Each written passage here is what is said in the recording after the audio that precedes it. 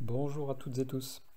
Aujourd'hui, une nouvelle petite vidéo qui s'appelle donc à nos polarités sacrées et qui vient faire suite à la vidéo appelée Hymne à la féminité. C'est un peu une vidéo complémentaire à cette première vidéo, Hymne à la féminité. Cette vidéo est essentiellement issue d'un texte que j'ai écrit pour Présence Magazine, un magazine consacré à la spiritualité avec une dizaine d'auteurs et qui est publié chaque mois, proposant une vision spirituelle du monde au travers des regards des 10 auteurs ou 15 auteurs différents que je vous conseille chaleureusement et dont je vous mettrai le lien dans la description ci-dessous. Alors voilà, nos polarités sacrées. Qu'est-ce donc nos polarités sacrées? Eh bien déjà, je constate qu'à peine débuter une conversation un tant soit peu spirituelle, et voilà qu'arrive le sujet tant en vogue du moment, le féminin sacré. On a l'impression du coup que fleurissent ainsi de partout des éveilleuses de féminin sauvage ou divin et d'autres beaux esprits de sorcières, sorcières évidemment que je peux voir de façon très positive, ne prenons pas le mot seulement dans son acception terrifique de magie noire, et donc de sorcières connectées à l'invisible. Après des milliers d'années de mise au banc par le feu, c'est donc le grand retour du féminin sacré. Il faut bien dire que ces pauvres femmes, à chaque fois qu'elles ont eu l'occasion d'être connectées à l'invisible, elles sont souvent passées au bûcher pendant de nombreux siècles. C'est une énorme hérésie, une très grande folie. Et fort heureusement, on a dépassé ce stade, bien qu'il reste encore beaucoup d'endroits dans le monde où la femme est très très très déconsidérée, pour ne pas dire humiliée. Et il faudra évidemment que tout ça change le plus rapidement possible. Pourtant, aujourd'hui, nos progrès spirituels nous appellent, à mon avis, à aller encore bien plus loin que cela, bien plus loin que cette notion du, euh, du féminin sacré. Ça pourrait aller par exemple sur le fait qu'il faudrait souligner et reconnaître que s'il y a bien évidemment un rééquilibrage salutaire du féminin dans notre monde, il faudrait surtout retrouver la balance parfaite qui est la nôtre et de nature, et surtout de façon originelle, car de façon originelle, eh bien, je crois que nous sommes parfaitement équilibrés entre masculin et féminin, chacun d'entre nous. Car du féminin et du masculin, eh bien, on est sûr qu'il y en a en chacun d'entre nous tous, sans aucune exception. D'entrée, ne faut-il pas insister sur le fait que si cela est vraiment bien compris, analysé et accepté, alors on y gagnera tous dans nos vies que de savoir que nous sommes constitués de féminin et de masculin, aussi bien les hommes de féminin que les femmes de masculin. Parce que ce que je vois dans cet étrange et soudain tsunami de féminité sacrée, c'est qu'il y a un risque d'une petite bulle d'ego spirituel au féminin. Et ça produirait, à mon sens, une sorte d'exagération en représailles du massacre qui a été opéré sur le féminin sacré depuis des âges si reculés. Évidemment, ça pourrait paraître légitime, mais il n'est pas question de passer sous silence ou de nier le masculin dominateur et massacreur, ce masculin si souvent violent et destructeur qui depuis des millénaires s'est affairé à massacrer tout élan de féminité. Bien sûr qu'il n'est pas question de laisser cela sous silence, mais devrions-nous nécessairement en passer par une vengeance du féminin depuis plusieurs siècles? Est-ce qu'on doit vraiment avoir dans notre stade au rééquilibrage du masculin et féminin une période où le féminin devrait, entre guillemets, se venger du masculin, lui faire du mal, l'abîmer? Je pense que c'est une perte de temps et puis c'est en plus à l'encontre de ce que je ressens dans la polarité féminine. Il faudrait donc nécessairement traverser cet énorme chemin d'épines afin d'atteindre un semblant de retour à l'équilibre. Assurément que non, je suis sûr qu'on n'a pas besoin de passer par cette période de vengeance du féminin sur le masculin pour retrouver notre équilibre, bien au contraire. Je pense qu'il serait plutôt vraiment important de nous demander depuis combien de temps tout cela arrive et, et depuis combien de vies précédentes chacun d'entre nous a traversé en étant tour à tour un homme ou une femme. Car ce que je crois, en étant dans cette croyance que nous sommes tous issus de réincarnations multiples, eh bien, j'ai la quasi-certitude que là, si je suis homme, je n'ai pas toujours été homme. Et vous qui m'écoutez, que vous soyez un homme ou une femme, vous n'avez pas toujours été qu'un homme ou qu'une femme. Au sein des centaines, voire des milliers de réincarnations que vous avez pu avoir, eh bien, vous avez joué les deux rôles de nombreuses fois. Et après, évidemment, il est possible eh bien, de prendre une voie très profonde dans une des deux polarités et du coup d'incarner plusieurs fois consécutives eh ben, d'être qu'un homme ou qu'une femme. Ça me paraît tout à fait possible. Néanmoins, Je vois difficilement comment sur des centaines de réincarnations, vous n'auriez pu être que systématiquement une femme ou que systématiquement un homme. Il y a eu forcément des chemins d'incarnation à un moment ou un autre où on était la polarité inverse de celle qu'on est aujourd'hui. Voilà, et ce qui est intéressant, c'est de voir que bah, cette énergie qu'on a en nous de masculin ou de féminin par rapport à notre naissance sexuelle, quand on est homme, cette énergie masculine, et quand on est femme, cette énergie féminine, et ben cette énergie-là, elle ne se détruit jamais, car elle ne fait que se transformer puis réapparaître. Et ça, personne ne déroge à cette règle universelle de l'énergie qui ne peut pas être détruite. La science a fait de tels progrès qu'on sait aujourd'hui qu'aucune énergie ne disparaît, elle ne fait que se transformer.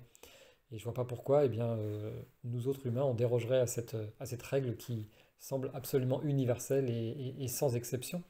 Donc nous aussi, l'énergie que nous sommes à chaque fois dans notre incarnation, eh bien, elle ne peut pas disparaître, elle ne peut que se transformer dans une condition différente à chaque fois. Ainsi, au cours de nos cycles de réincarnation, eh bien, on aurait porté dans notre sang et dans notre veine, dans nos veines ainsi que dans notre chair, les polarités qui constituent les deux faces d'une unique et même pièce. On aurait été forcément de nombreuses fois homme, de nombreuses fois femme. Et ce qui est intéressant, c'est justement de ne plus se cantonner à être qu'un homme ou qu'une femme dans l'incarnation, le choix d'incarnation sexuée que l'on a fait, mais de rééquilibrer ici, dans cette incarnation-là, le féminin et le masculin à l'intérieur de soi. Donc pour moi, homme, de rééquilibrer avec mon féminin sacré, et pour vous, femme, de rééquilibrer avec votre masculin sacré. Parce que pour moi, l'un ne peut pas aller sans l'autre. Et quand bien même le côté pile du masculin aurait biaisé la dite pièce unique avec les deux faces, eh bien, il aurait essayé de la faire retomber tout le temps sur le côté masculin, ce qui fait qu'on est arrivé à cette société patriarcale euh, absolument folle et basée à 100% sur l'homme, ou à 90% on va dire.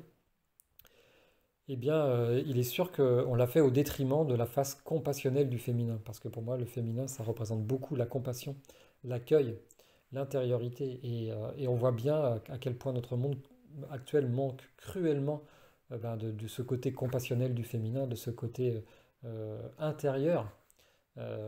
C'est flagrant au jour d'aujourd'hui qu'on manque de ça et qu'on a été dans l'extrême du mauvais côté masculin, à tel point qu'on a massacré aussi le féminin à l'intérieur même des femmes. Donc comme on le disait tout à l'heure, en brûlant les sorcières, mais aussi tout simplement en constatant que la femme n'a eu le droit de vote en France qu'il y a très très peu de temps, que les femmes n'ont eu le droit de mettre un pantalon qu'il y a très très peu de temps, d'avoir les cheveux courts que depuis très très peu de temps. Et donc comme on le disait tout à l'heure, il y a encore plein de pays où tout ça est absolument fantasmé, où c'est totalement impossible. Et il est important qu'on rééquilibre tout ça et qu'on puisse laisser au féminin présenté par les femmes donc revenir sur le devant de la scène, mais que aussi nous, chaque homme, on puisse identifier le féminin sacré qu'il y a en nous et le cultiver et l'observer, apprendre à le connaître, à l'accepter, à ne pas le voir nécessairement comme quelque chose de négatif, ce qui a été fait depuis des millénaires. Donc je crois que cette belle prise de conscience actuelle du rôle et de la nécessité du féminin, elle appelle à beaucoup plus de compréhension, de respect, de compassion et d'entraide entre toutes nos singularités croisées entre hommes et femmes. Alors pourquoi ne pas nous exercer au mieux de nos capacités, de chacun, à faire tenir cette fameuse pièce parfaite sur la tranche en parfait équilibre de nos deux polarités? De la sorte, vie après vie, nous avons dû pu porter en nous les belles différences de l'autre sexe. Et chacun d'entre nous, ici dans cette incarnation, rendu dans l'ici et maintenant de cette existence, pourrait mettre à profit tous ces fantastiques enseignements plutôt que d'en faire des antinomies. Pour tous les hommes qui ont déjà été femmes, pour toutes les femmes qui ont déjà été hommes, eh bien c'est le moment de pouvoir faire fleurir tous les enseignements que nous ont apportés l'autre partie qui est en nous, quoi. Il n'incombe qu'à nous de faire ce travail d'intériorité et aussi vite que possible. Lorsqu'on parle de la chute originelle, ne nous entretient pas de la perte justement d'un pan essentiel de nos plus belles capacités, d'avoir été un peu à ce moment-là coupé en deux. Et je me demande de quel aveuglement il nous a fallu être capable pour croire, lorsque l'on est mâle, que la condition de la femme puisse être inférieure. C'est juste une pure folie. Et tous ces enchaînements d'incarnation, qui sont de puissants, puissants créateurs de strates et de couches, ont permis ainsi une lente et continue plongée vers les eaux sombres d'un féminin nié et massacré. Depuis au moins 2000 ans, en tout cas de ce qu'on en sait dans notre histoire, eh bien, le féminin a été abîmé, a été caché, a été nié et même massacré. Donc, il est vraiment, vraiment temps pour chacun d'entre nous de faire ce travail d'introspection, un travail d'introspection suffisant, véritable, profond, sincère, pour comprendre toute la cécité dont nous avons fait preuve au fil de ces derniers siècles. Et ce, pour se rendre compte à quel point notre pouvoir de créateur incarné a pu nous conduire si loin de notre nature première d'être spirituel. Nous en sommes si éloignés au jour d'aujourd'hui qu'il est temps de faire ce travail de retour à ce que nous sommes vraiment initialement. On a pu le voir, hein, et on le voit encore, c'est surtout les religions qui ont abîmé la femme, avec la culpabilité qui a été mise d'entrée de jeu sur Ève plus que sur Adam, c'est ce qui est complètement remettable en question et qui doit être remis en question. On voit combien toutes les religions monothéistes, que ce soit le judaïsme, le catholicisme ou souvent l'islam, eh bien malheureusement le rôle de la femme n'est pas celui qu'il devrait avoir, très loin de là. Et chez nous autres occidentaux, en entrant dans la dite modernité, eh bien on a voulu détruire ces carcans féminins. Et malheureusement, c'est un coup d'épée dans l'eau. Qu'est-ce qu'on a fait? On a essayé de casser les tabous, surtout sur l'ordre des pratiques sexuelles, pour en arriver au jour d'aujourd'hui à une pornographie complètement dégradante et qui finalement est exactement la même chose, rejouée différemment. La femme est à nouveau humiliée, est à nouveau massacrée, là où on aurait pu vraiment passer à autre chose en disant, bah écoutez, on a fait le bilan de toutes nos erreurs religieuses, et maintenant, ben, on se ressaisit et on redonne à toute sa place à la femme et à la féminité qui est en chacun d'entre nous, y compris nous autres hommes, j'y reviens, et y compris hommes de religion, et surtout hommes de religion. C'est tellement dommage que ce ne soit pas justement eh bien, nos religions juives, nos religions catholiques, nos religions musulmanes, toutes nos religions qui fassent ce travail et qui nous disent, OK, on s'est trompé, on reconnaît notre erreur et on va maintenant tout faire pour remettre le féminin à sa place. Pour les catholiques, par exemple, on va ordonner des femmes prêtres, on va redonner tous les mêmes droits hiérarchiques à toutes les femmes qui pourront aussi devenir évêques, cardinal et pourquoi pas pape, quoi. Et c'est pas du tout ce qui est en train de se produire au jour d'aujourd'hui. C'est vraiment dommage parce que si d'un point de vue fréquentiel le féminin est de retour, eh bien, il faut nécessairement que tous ces chefs religieux eh bien, sentent cette énergie féminine et ce féminin sacré remonter des profondeurs de la terre et que eh ben, qu'il l'accepte et qu'il s'adapte, qu'il fasse amende honorable. Et pour l'instant, on n'y est pas vraiment, pas du tout même, je dirais. Et donc, je m'interroge encore une fois sur tous ces hommes qui nient le féminin en eux ou qui vont encore plus loin en niant le féminin aussi à l'extérieur et en l'asservissant. Qu'ont donc les millions d'atomes de conglomérés qui constituent leur organisme d'homme de si différents de ceux de chacune des femmes qu'ils croisent à longueur de journée? Je me pose la question, qu'est-ce qu'ils voient de si différent?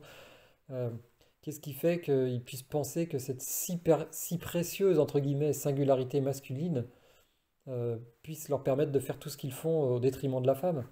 Alors que c'est souvent un très bête taux de testostérone plus élevé, c'est juste ça, quoi. Et c'est à quoi se résumerait donc toute notre différence entre les hommes et les femmes, un taux de testostérone plus élevé. Mais c'est complètement fou, ça serait vraiment d'une tristesse infinie pour les êtres de lumière que nous sommes, d'être cantonnés à un taux de testostérone, quoi. C'est complètement barge, quoi. Et au lieu de ça, il y a plein de gens encore, plein d'hommes qui s'enorgueillissent d'être des hommes et de ne pas être nés femmes, c'est-à-dire d'une certaine façon, quand on l'entend dans leur intonation et dans leur voix, d'être euh, inférieur à l'homme. C'est complètement barré, quoi. Je vois vraiment pas quelle fierté on peut tirer de cela, quoi. Et par quel type de vie il faut être passé pour descendre aussi bas, quoi. Peut-être celle de ces fameux grands stratèges machiavéliques et froids du temps des guerres sanguinaires. Je sais pas, c'est peut-être ça qui se joue, tout le karma des guerres de l'âge de fer, de l'âge du bronze, où la femme était encore plus niée, massacrée qu'elle n'a pu l'être aujourd'hui, bien qu'il y a eu des périodes dans l'histoire où il semblerait que ce n'ait pas été le cas. Il semblerait par exemple que à l'époque de la construction de Notre-Dame de Paris, eh bien, il y a eu, comme au jour d'aujourd'hui, une grosse remontée du féminin sacré et que eh bien, c'est étonnamment à cette période-là de la construction des cathédrales qu'il y a eu une grosse montée en prospérité intérieure et extérieure. Et bizarrement, ça correspond pile à un moment où le féminin aurait été plus accepté et plus magnifié à travers le culte de la Sainte Vierge, par exemple. Alors, j'ai déjà parlé de tout ça dans une vidéo consacrée à Marie-Madeleine, donc je vous invite à aller la voir si vous ne l'avez pas encore vue, mais bon, c'est étrange comme à chaque fois qu'il semblerait qu'il y ait une montée de fréquence féminine dans ce monde, eh bien ça correspond à une période beaucoup plus prospère et beaucoup plus fertile pour l'humanité, quoi. C'est fou quand même de constater que les femmes savent si souvent et tellement mieux que nous autres, les hommes, le prix de la vie. En même temps, on peut le comprendre puisque ce sont les femmes, ce sont aussi les femmes qui portent du fond de leurs entrailles durant 9 mois bah, tous les êtres qui vivent sur cette terre, qu'ils soient garçons ou filles. Alors forcément, ça ne porte pas à les envoyer à la guerre ou à la souffrance quand on a porté un enfant 9 mois dans son corps. Et moi, en tant qu'homme, je réfléchis souvent à ça en regardant les enfants en général, en me disant que eh bien, si on les a pas portés dans notre propre corps, puisque c'est pas nous qui le faisons, d'une certaine manière, c'est quand même appréhendable. On peut appréhender quand on regarde les enfants le fait qu'on les a aussi un petit peu portés en nous, quoi. Et quand on a des enfants, eh bien, se rendre compte que c'est pas que maman qui a porté les enfants, c'est aussi papa. Et en se penchant beaucoup plus là-dessus, sur cette capacité à se rendre compte qu'on porte aussi nos enfants et les enfants en général de la planète, eh bien, ça fait remonter forcément un sentiment de compassion et d'envie de protection de l'existence en général. En tout cas, c'est ce que ça a produit sur moi, quoi. Et je pense que entrer en apprentissage de tout cela, eh bien, c'est se laisser, en tant qu'homme, la magnifique chance de goûter à ce magnifique trésor, de retrouver l'équilibre, la si fine et fragile balance d'être un homme assumant sa féminité, mais aussi, on l'a dit plusieurs fois pour vous, mesdames, de laisser se distiller une belle proportion de noble masculinité dans le flot de vos veines.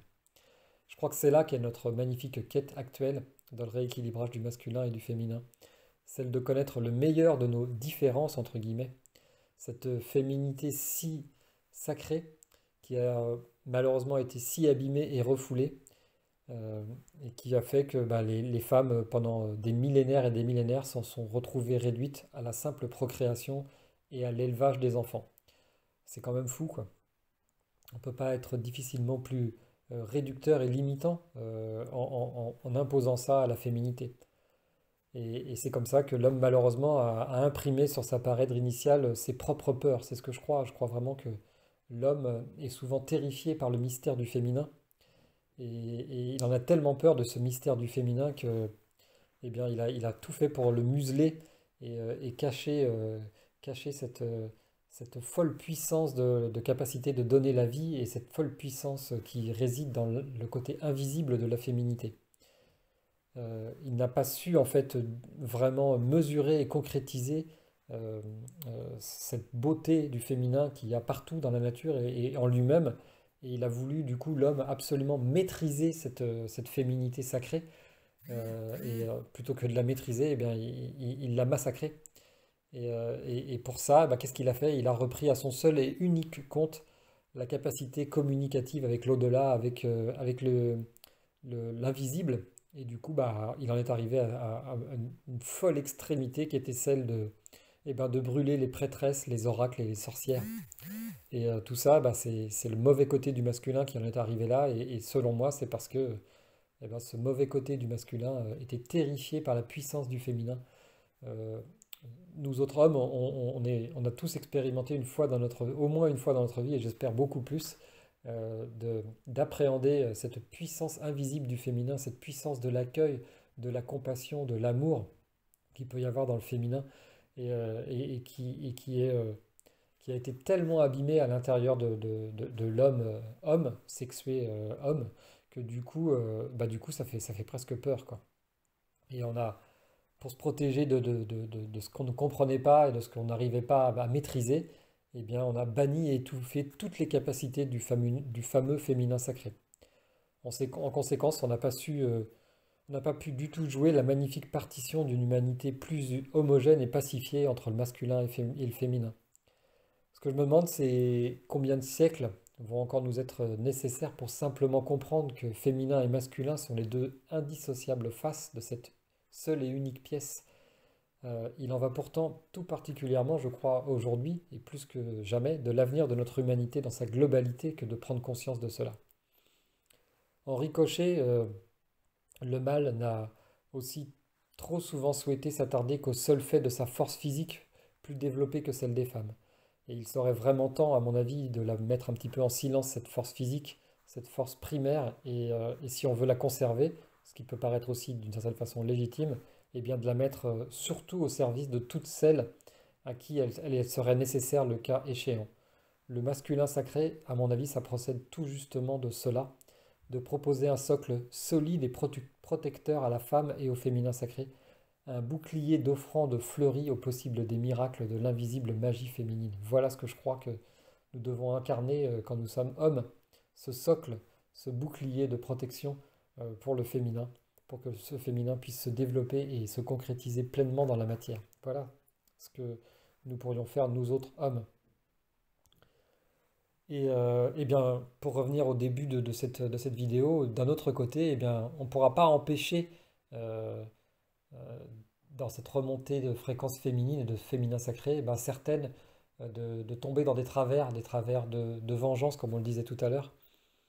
Et ça, c'est un peu dommage de voir que certaines ne veulent que forcer le trait de ce nouvel égrégore du féminin sacré. Et ce qu'on peut proposer de nous autres hommes, c'est de mettre en lumière le risque probable que cela pourrait nous conduire dans un curieux ralentissement vers le rééquilibrage euh, qui nous est promis à tous. Donc je compte beaucoup sur la capacité cardinale du féminin sacré qui est la notion du pardon aussi. On n'en a pas parlé, mais la notion du pardon, c'est pour moi une notion cardinale de la féminité et du féminin sacré.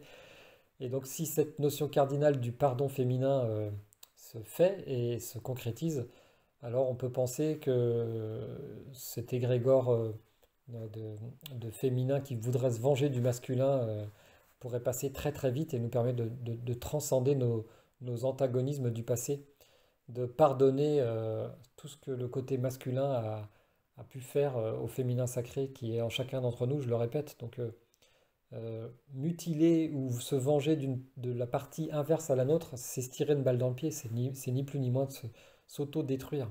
Et on voit bien que c'est là qu'on en est. Le côté masculin a été tellement puissamment privilégié au côté féminin qu'on en est là où on en est, dans ce monde rempli de compétition et de haine et d'aveuglement. Alors que si on avait été dans une vision plus féminine et plus proche du féminin sacré avec ses valeurs cardinales, comme on vient de le dire, de la compassion, du pardon, euh, eh bien forcément le monde serait très différent au jour d'aujourd'hui et c'est ça qui se joue en ce moment, c'est de retrouver nos capacités à la lumière qui est en nous, cette lumière qui est celle de conditions d'être compatissant. Et évidemment, on pense au fameux symbole du yin et du yang, qui est l'image d'une balance parfaitement centrée. Et c'est ce qui se présente à mes yeux comme le plus merveilleux retour à notre source initiale, celle de nos polarités sacrées qui peuvent être transcendées bien au-delà de nos choix d'incarnation sexuelle de naissance. Parce qu'il ne faut pas qu'on s'y trompe, le possible accomplissement vers le divin de nos polarités il nous ramènera forcément au-delà de nos simples orientations sexuelles en tant qu'homme ou femme. C'est aussi ça qui doit se transcender. Car ce choix de naître dans l'une ou l'autre de ces conditions, homme ou femme, c'est pas autre chose que s'offrir la possibilité d'expérimenter toutes les facettes d'une nature spirituelle unique et commune. C'est ça que je crois.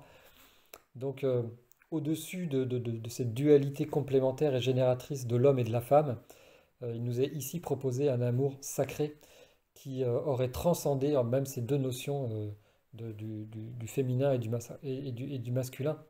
Donc, si on arrive à rééquilibrer le féminin sacré en chacun d'entre nous et que les femmes aussi arrivent à pleinement exprimer leur féminin sacré et leur partie de masculin sacré, eh bien, on sera invité à transcender même ces deux polarités pour arriver à ce qu'on appelle l'amour sacré, qui est au-delà des polarités.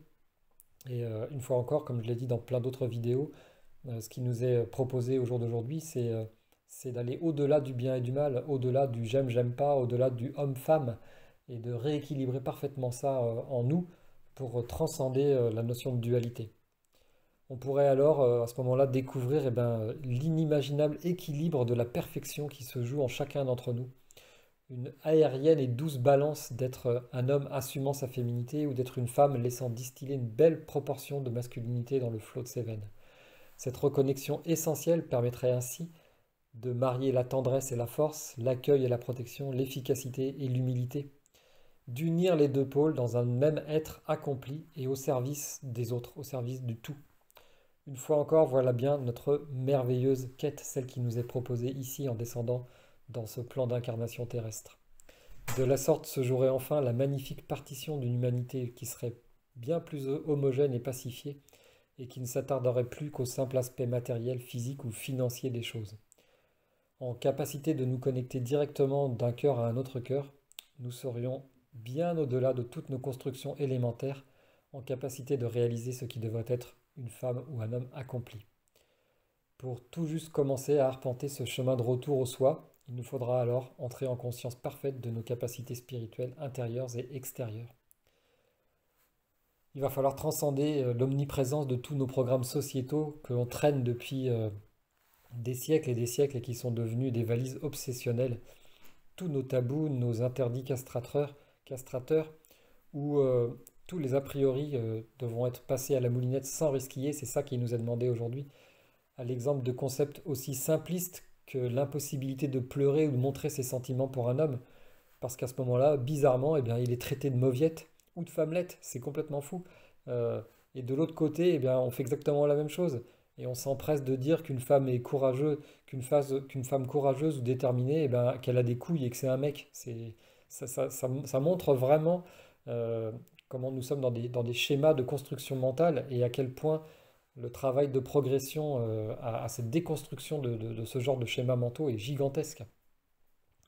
Alors, ce que je crois, c'est que pour sublimer nos polarités intérieures, eh ben, il nous faudra commencer par les accepter en nous-mêmes, les faire nôtres et finalement les ouvrir sur une transcendance métaphysique, complètement dépasser ce concept juste de l'homme avec un sexe extérieur et la femme avec un sexe intérieur.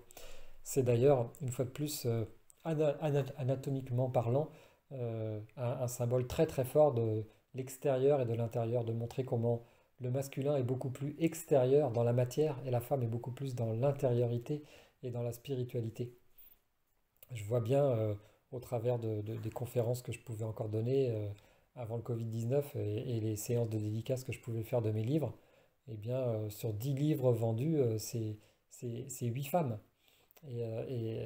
Ce qui est très intéressant, c'est de voir que les deux hommes qui achetaient le livre, généralement, étaient des hommes qui, justement, avaient déjà commencé ce travail d'incorporation, de réincorporation du féminin en eux. Et, euh, et j'ai l'impression aussi, quand on regarde bien tous les hommes qui ont eu des parcours spirituels très importants, les saints, les maîtres ascensionnés, ils ont étrangement quelque chose de puissamment féminin en eux que n'ont pas les autres. Et j'y vois ça, ce parfait équilibre entre le féminin et le masculin qu'ils arrivent à opérer en eux. Alors du coup, bah, à titre personnel, moi aussi, j'accepte pleinement le féminin qui est en moi. Et j'essaye de cultiver cette part de féminité dans mon propre cœur.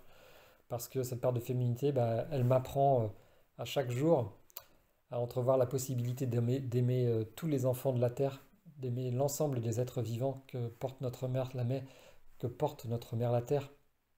Et, tout cela, eh bien, ça permet un retour à une conscience du tout, à l'interconnexion de l'ensemble, et donc des fameux masculins et féminins sacrés, qui sont parfaitement, à mon avis, imbriqués l'un dans l'autre. Voilà, je ne vais pas vous retenir plus longtemps. Je vous remercie déjà de m'avoir consacré une fois de plus de votre temps. Et puis, je vous conseille une fois de plus de découvrir ce magazine, Presence Magazine, dans lequel Adélaïde m'accompagne et moi-même nous écrivons régulièrement, ainsi que donc une dizaine d'auteurs. Ça permet, eh bien, comme je l'ai dit au début de vidéo, d'avoir 10 ou 20 regards différents sur la spiritualité qui sont très complémentaires avec des hommes et des femmes. Donc ça va dans le sens de cette vidéo, de la complémentarité du féminin et du masculin. Je vous invite aussi, si vous le voulez, à aller voir notre site internet, l'effet-de-serre.com. Donc l'effet, comme l'effet avec la baguette magique, l'effet-de-serre.com, que je vous mets aussi en description, dans la description de cette vidéo. Vous pourrez y découvrir nos services et ce que nous proposons justement pour faire avancer cette reconnexion au féminin et au masculin qu'il y a en chacun d'entre nous. Voilà, comme à mon habitude, je vous souhaite le meilleur en tout temps et en tout lieu et vous dis à très bientôt. Merci.